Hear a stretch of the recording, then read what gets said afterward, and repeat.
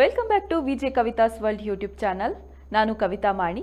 So ತುಂಬ ಜನ anchoring tips ಬಗ್ಗೆ ಸ್ವಲ್ಪ ಮಾಹಿತಿ ಕೊಡಿ ಅಂತ ಇನ್ಸ್ಟಾಗ್ರಾಮ್ನಲ್ಲಿ ಆಗಿರ್ಬೋದು ಅಥವಾ ಕೆಲವರು ಜರ್ನಲಿಸಮ್ ಸ್ಟೂಡೆಂಟ್ಸ್ ಕೂಡ ಕೇಳಿದರು. ಸೊ ಹಾಗಾಗಿ ಇವತ್ತು ಆಂಕರಿಂಗ್ ಬಗ್ಗೆ ನನಗೆ ಗೊತ್ತಿದ್ದಷ್ಟು ಮಾಹಿತಿ ನೀಡೋದಕ್ಕಿದ್ದೇನೆ. ಹಾಗಂತ ನಾನು ದೊಡ್ಡ ಆಂಕರ್, ನನಗೆಲ್ಲ ಗೊತ್ತಿದೆ ಅಂತ ಅಲ್ಲ. ಎಲ್ಲೋ ಒಂದು ಕಡೆ ಹೆಲ್ಪ್ ಆಗ್ಬೋದು ಅಥವಾ ಐಡಿಯಾ ಸಿಗ್ಬೋದು ಅನ್ನೋ ಕಾರಣಕ್ಕೆ ತುಂಬ ಜನ ಕೇಳಿರ್ತಾರೆ. ಹಾಗಾಗಿ ನನಗೆ ಗೊತ್ತಿರುವ ಮಟ್ಟಿಗೆ ಆಂಕರಿಂಗ್ ಟಿಪ್ಸ್ ಹೇಳೋಕ್ಕೆ ಇಷ್ಟಪಡ್ತಾ ಇದ್ದೇನೆ.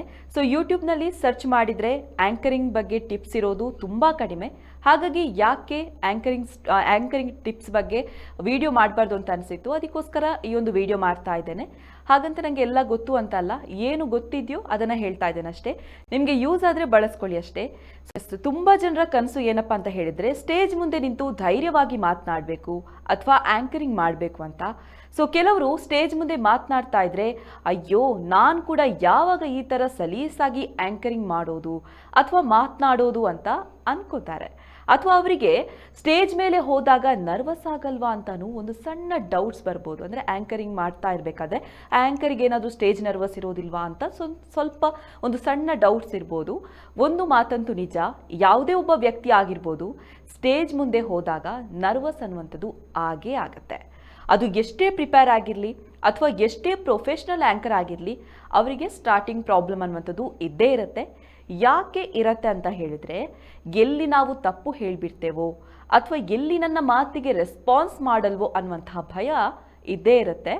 ಆದರೆ ಯಾವಾಗ ಸ್ಟೇಜ್ ಮುಂದೆ ಬಂದಾಗ ಒಂದೇ ಮಾತಿಗೆ ರೆಸ್ಪಾನ್ಸ್ ಸಿಗುತ್ತೋ ಆವಾಗ ಅವರ ಜೋಶ್ ಅನ್ನುವಂಥದ್ದು ದುಪ್ಪಟ್ಟಾಗುತ್ತೆ. ಹಾಗಾಗಿ ನಿಮಗೂ ಕೂಡ ಮಾತನಾಡೋದಕ್ಕೆ ಈಸಿ ಆಗುತ್ತೆ. ಆನಂತರ ಅವರು ಸಲೀಸಾಗಿ ಯಾವುದೇ ಆ್ಯಂಕರ್ ಆಗಿರ್ಬೋದು ಸಲೀಸಾಗಿ ಜೋಶ್ ಆಗಿ ಆ್ಯಂಕರಿಂಗ್ ಮಾಡೋದಕ್ಕೆ ಸಾಧ್ಯ ಆಗುತ್ತೆ.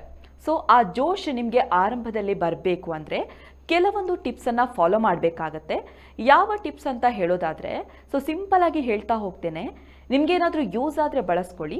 ಸೊ ಕೆಲವರು ಕೇಳಿದರು ತುಳು ಆ್ಯಂಕರಿಂಗ್ ಸ್ಟಾರ್ಟಿಂಗ್ ಪಾಯಿಂಟ್ಸ್ ಹೇಳಿ ಅಂತ. ಸೊ ಕೆಲವರು ಕನ್ನಡ ಹೇಳಿ ಅಂತ ಹೇಳಿದರು. ಹಾಗಾಗಿ ಈ ವಿಡಿಯೋದಲ್ಲಿ ಎರಡನ್ನ ಕೂಡ ಮಿಕ್ಸ್ ಮಾಡಿ ಹೇಳ್ತಾ ಇದ್ದೇನೆ. ಸೊ ಮೊದಲು ತುಳು ಆ್ಯಂಕರಿಂಗ್ ಬಗ್ಗೆ ಹೇಳೋದಾದರೆ, ಅಂದರೆ ಈಗ ಮೆಹಂದಿ ಆಗಿರ್ಬೋದು, ಬರ್ತ್ಡೇ ಫಂಕ್ಷನ್ಸ್ ಆಗಿರ್ಬೋದು, ರಿಸೆಪ್ಷನ್ಸ್ ಆಗಿರ್ಬೋದು. ಸೊ ಈ ಥರ ಏನಾದರೂ ಫಂಕ್ಷನ್ಸ್ ಇದ್ದರೆ ತುಳು ಜನತೆಗೆ ರೀಚ್ ಆಗೋ ಥರ ನಿಮ್ಮ ಸ್ಟಾರ್ಟಿಂಗ್ ಪಾಯಿಂಟ್ಸ್ ಅನ್ನುವಂಥದ್ದು ಇರಬೇಕಾಗತ್ತೆ. So for example mehndi function anchoring ಮಾಡ್ತಾ ಇದ್ರೆ ಅಂದ್ಕೊಳ್ಳಿ, ಆವಾಗ ಜಸ್ಟ್ ಸಿಂಪಲ್ ಆಗಿ ಫಸ್ಟ್ ಆಡಿಯನ್ಸನ್ನು ಇಡೀ ಕಾರ್ಯಕ್ರಮದಲ್ಲಿ ಹಿಡಿದಿಟ್ಟುಕೊಳ್ಳುವಂತಹ ಮಾತುಗಳನ್ನು ಆಡಬೇಕಾಗತ್ತೆ. ಅಂದರೆ ತುಳ್ಪ ಏರ್ಲ ರೆಸ್ಪಾನ್ಸ್ ಮಲ್ತೊಂದು ಜರತ ದಾಯಿ ಮದಿಮಲಕ್ಕನ ಮರ್ಯಾದೆ ವಿನಿದೆಪ್ಪರ ಎಂಚ. ಸೊ ಈ ಥರ ಏನಾದರೂ ಕಾಮಿಡಿ ಮಾಡ್ತಾ ಅಥವಾ ತೂಕ ಮಾತೆಲ್ಲ ಒಂತೆ ಲಕ್ಕದೊಂದು ಜೋರು ಬೊಬ್ಬೆ ಪಾಡಲೆ. ಸೊ ಆವಾಗ ಕೂಡ ಎಲ್ಲರೂ ಕೂಡ ಜೋಶ್ನಲ್ಲಿ ಬೊಬ್ಬೆ ಹಾಕೇ ಹಾಕ್ತಾರೆ. ಆವಾಗ ಖಂಡಿತ ಎಲ್ಲರೂ ಕೂಡ ಮಿಂಗಲ್ ಆಗ್ತಾರೆ. ಇಡೀ ಕಾರ್ಯಕ್ರಮವನ್ನು ನಿಮಗೆ ಅಂದರೆ ಆಡಿಯನ್ಸನ್ನು ಹಿಡಿದಿಟ್ಟುಕೊಳ್ಳೋದಕ್ಕೆ ಸಾಧ್ಯ ಆಗುತ್ತೆ. ಫಸ್ಟಿಗೆ ನೀವು ಕಾಮಿಡಿ ಟೈಪಲ್ಲಿ ಅಥವಾ ಎಲ್ರಿಗೂ ರೀಚ್ ಆಗುವಂಥ ಏನಾದರೂ ವರ್ಡ್ಸ್ ಹೇಳ್ತಾ ಹೋದರೆ ಎಲ್ರಿಗೂ ಕೂಡ ರೀಚ್ ಆದರೆ ಎಲ್ಲರೂ ಕೂಡ ಮಿಂಗಲ್ ಆಗ್ತಾರೆ. ಸೊ ಇನ್ನೊಂದು ಟಿಪ್ಸ್ ಇದೆ, ಅಲ್ಲಿ ಯುವಕರ ಸಂಖ್ಯೆ ಏನಾದರೂ ಜಾಸ್ತಿ ಇದ್ದಾಗ ಅವರ ರೆಸ್ಪಾನ್ಸ್ ಏನಾದರೂ ಕಮ್ಮಿ ಇದ್ದರೆ ಸೊ ದಾನೆ ಪೊಣ್ಣುಲೆಗೆ ಲೈನ್ ಪಾಡುನೆಟ್ಟು ಬ್ಯುಸಿಯಾ ಅಂತ ಸಣ್ಣದಾಗಿ ಒಂದು ಕಿಂಡಲ್ ಮಾಡ್ಬೋದು. ಅಲ್ಲೂ ಕೂಡ ನೋಡ್ಕೊಳ್ಳಿ ಅವರು ಹೇಗೆ ಇರ್ತಾರೆ ಅಂದರೆ ಅವರು ಹೇಗೆ ಅವರ ಹತ್ರ ಮಾತನಾಡಿದ್ರೆ ಏನಾದರೂ ಪ್ರಾಬ್ಲಮ್ ಆಗುತ್ತಾ, ಅವ್ರಿಗೇನಾದರೂ ರ್ಯಾಶ್ ಆಗ್ಬೋದಾ, ಹರ್ಟ್ ಆಗ್ಬೋದಾ, ಅದನ್ನು ಕೂಡ ನೋಡ್ಕೋಬೇಕಾಗತ್ತೆ. ಅಂದರೆ ಕೆಲವರಿಗೆ ಕಾಮಿಡಿ ಕಿಂಡಲ್ ಮಾಡೋದೆಲ್ಲ ಹರ್ಟ್ ಅನ್ನಿಸ್ಬೋದು. ಸೊ ಇವಾಗ ಎಲ್ಲರೂ ಆ್ಯಕ್ಟಿವ್ ಇದ್ದಾರೆ ಅಂತ ಫೈನಲ್ ಆದಮೇಲೆ ನಿಮ್ಮ ಕಾರ್ಯಕ್ರಮ ಏನಿದೆ ಅದನ್ನು ಸ್ಟಾರ್ಟ್ ಮಾಡಬೇಕಾಗತ್ತೆ. ಕೆಲವೊಂದಿಷ್ಟು ಗೇಮ್ಸ್ ಇದ್ದೇ ಇರುತ್ತಲ್ವ, ಯಾವುದೇ ಒಂದು ಹೋಸ್ಟ್ ಮಾಡಬೇಕಾದ್ರೆ ಕೆಲವೊಂದಿಷ್ಟು ಗೇಮ್ಸನ್ನು ನಾವು ತಗೊಂಡು ಹೋಗ್ತೇವೆ. ಕೇವಲ ಯಾರು ಸ್ಟೇಜ್ ಮೇಲೆ ಬರ್ತಾರೆ ಅವರಿಗೆ ಮಾತ್ರ ಗೇಮ್ಸ್ ಇಡಬೇಡಿ. ಬದಲಾಗಿ ಯಾರು ಸ್ಟೇಜಿಗೆ ನಾನು ಬರೋದೇ ಇಲ್ಲ ಅಂತ ಇರ್ತಾರೋ ಸೊ ಅವರಿಗೋಸ್ಕರನೂ ಕೆಲವೊಂದು ಕ್ರಿಯೇಟಿವ್ ಆಗಿರುವಂತಹ ಗೇಮ್ಸನ್ನು ಇಡಬೇಕಾಗತ್ತೆ. ಆವಾಗ ಕಾರ್ಯಕ್ರಮದಲ್ಲಿ ಮತ್ತಷ್ಟು ಜೋಶ್ ಅನ್ನುವಂಥದ್ದು ಬರುತ್ತೆ. ಸೊ ಎಲ್ಲರೂ ನಿಮ್ಮ ಕಾರ್ಯಕ್ರಮದತ್ತ ಕಾನ್ಸಂಟ್ರೇಟ್ ಮಾಡ್ತಾರೆ ಅಂತ ಅಂದ್ಕೊಳ್ಳಿ. ಆಮೇಲೆ ಮಧ್ಯೆ ಕೆಲವೊಂದಿಷ್ಟು ಕ್ವೆಶ್ಚನ್ಸ್ ಕೇಳಿ ತಲೆಗೆ ಹುಳು ಬಿಡುವಂತಹ ಪ್ರಯತ್ನ ಮಾಡಿದರೆ ಇನ್ನೂ ಕೂಡ ಚೆನ್ನಾಗಿರುತ್ತೆ. ಆವಾಗ ಇಡೀ ಕಾರ್ಯಕ್ರಮ ಹೋಸ್ಟ್ ಅದ್ಭುತವಾಗಿ ಬರುತ್ತೆ. ಎಲ್ಲೂ ಕೂಡ ಬೋರ್ ಆಗದ ರೀತಿ ಆ್ಯಂಕರಿಂಗ್ ಮಾಡಿ ಅಷ್ಟೇ. ಓಕೆ, ಇವಾಗ ಕನ್ನಡ ಆ್ಯಂಕರಿಂಗ್ ಬಗ್ಗೆ ಮಾತನಾಡೋಣ. ಸಿಂಪಲ್, ಮೊದಲು ಜೋಶ್ ಕೊಡಬೇಕು. ಆಗಲೇ ಹೇಳಿದಾಗೆ ತುಳುವಲ್ಲಿ ಹೇಗಿರುತ್ತೋ ಅದೇ ರೀತಿ ಜೋಶನ್ನು ಕೊಡಬೇಕು. ಆಮೇಲೆ ಅಲ್ಲಿ ಹೆಂಗಸರಿದ್ರೆ ಸ್ವಲ್ಪ ಸೀರಿಯಲ್ ಬಗ್ಗೆ ಮಾತನಾಡ್ತಾ ಕಾಮಿಡಿ ಮಾಡಿದರೆ ಇನ್ನೂ ಕೂಡ ಅಟ್ರಾಕ್ಟ್ ಆಗ್ತಾರೆ. ಯಾಕಂತ ಹೇಳಿದ್ರೆ ಆಲ್ಮೋಸ್ಟ್ ಹೆಂಗಸರು ಜಾಸ್ತಿಯಾಗಿ ಸೀರಿಯಲನ್ನು ನೋಡೋ ಕಾರಣ ಏನಾದರೂ ಸೀರಿಯಲ್ ಇದೆ ಏನಾದರೂ ಕಾಮಿಡಿ ತರೋದು ಅಥವಾ ಅವರಿಗೆ ಇಷ್ಟ ಆಗೋ ಥರ ಏನಾದರೂ ಕಾಮಿಡಿ ಮಾಡೋದು, ಆಗ ಅವರು ರೀಚ್ ಆಗ್ತದೆ. ಅಂದರೆ ಅವರಿಗೆ ನಮ್ಮ ಮಾತುಗಳು ರೀಚ್ ಆಗುತ್ತೆ. ಅಥವಾ ಪುರುಷರಿಗಾದರೆ ಮ್ಯಾಚ್ ಬಗ್ಗೆ ಮಾತನಾಡಿದರೆ, ಅಂದರೆ ಈಗ ಕ್ರಿಕೆಟ್ ಮ್ಯಾಚ್ ಆಗಿರ್ಬೋದು, ಕಬಡ್ಡಿ ಮ್ಯಾಚ್ ಆಗಿರ್ಬೋದು, ಈ ಥರ ಏನಾದರೂ ಮಾತನಾಡಿದರೆ ಇನ್ನೂ ಕೂಡ ಅಟ್ರಾಕ್ಟ್ ಆಗ್ತಾರೆ.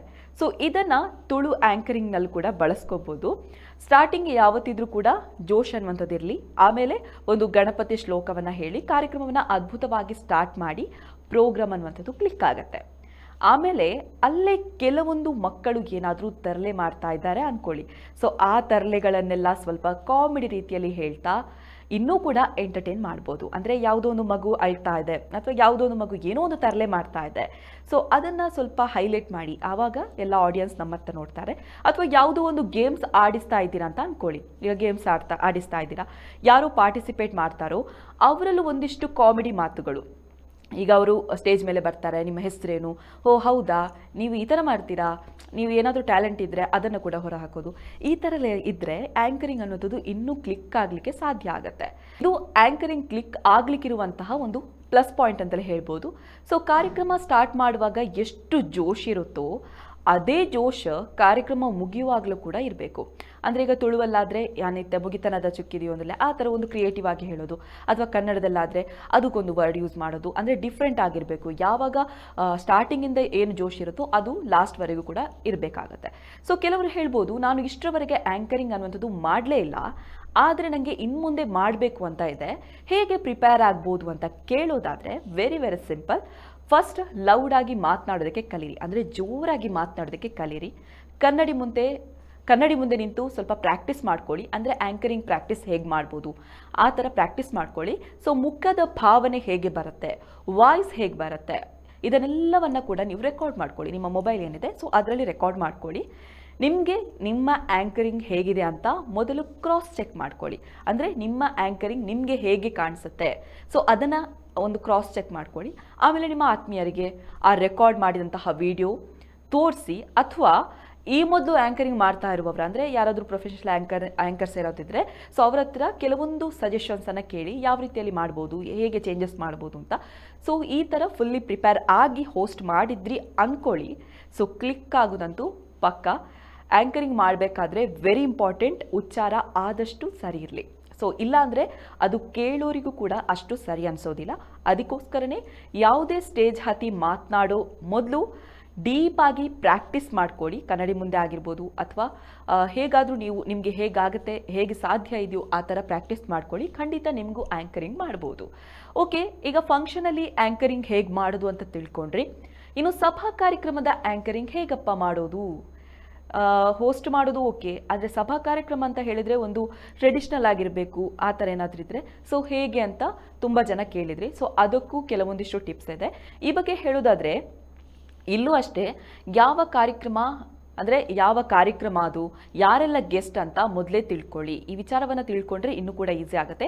ಆ ಗೆಸ್ಟ್ಗಳ ಬಗ್ಗೆ ಸ್ವಲ್ಪ ಹೊಗಳಿಕೆಯ ಮಾತು ಅನ್ನೋಂಥದ್ದು ಇರಲಿ, ಆಗ ಒಂದು ಸಲ ಪ್ರೋಗ್ರಾಮ್ ಕ್ಲಿಕ್ ಆಗುತ್ತೆ.